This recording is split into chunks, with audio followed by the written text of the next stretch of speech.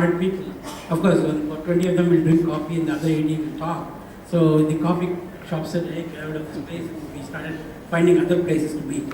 I think there are several interesting developments in the ecosystem. There is the startup center, which is an accelerator, which does a bunch of things, and it takes under that wing a bunch of people. Chennai Open Coffee Club is actually a mix of very informal people who are thinking about startups, not even like starting up. What we call them entrepreneurs, right? They want to be entrepreneurs. They want to come and they want to ask all these questions, and some of them are from large multinationals and all that. I work with TIE, which is a profit, like a global organization. We started a startup special interest group. So there is not enough. And then Ashwin and GDayx started this filter coffee, which is basically only for founders to meet, because this open coffee club was becoming very generic, this kind of stuff. So if you start looking, and then in Silicon Valley there was all these tech groups. So we said, hey, there is no tech group here. So a bunch of us, some mix of all of us, Mani was there in the first meeting. We started something called Chennai GDayx. This Facebook group has about 4,500 members, and they're not all from Chennai. They're from all over the place. So one thing that we are seeing is there's a lot of awareness of products. Lots of different parts of the ecosystem serving different needs of the people.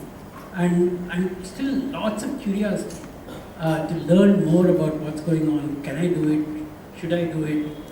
Will I be successful? What does it take to be successful? Should I get funded? Should I not? All kinds of interest.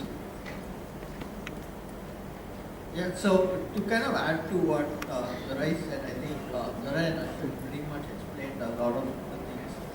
So when we started Open Coffee Club, and Garai came to the first one, like you said, at that time that was pretty much it. But if you look at it now, there are so many events on startups. Here, this event, we've got a full track on entrepreneurship. There are a lot of VCs and investors. There's been a pretty dramatic shift. I think a part of it has to do with awareness. Also, a part of it is that now many people are starting to get a few role models. Like they're looking at Flipkarts and Red Buses and all these guys and thinking like, why can't we do something like them? So we're starting to know a lot about India, but still, when I first arrived, the society, especially Chennai, is very conservative.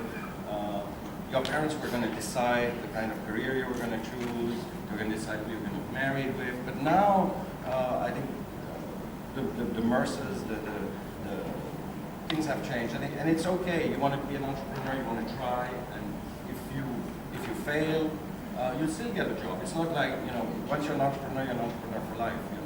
A lot of people are entrepreneurs many times in their lives. For the first time, I got a job, last year at the age of 43.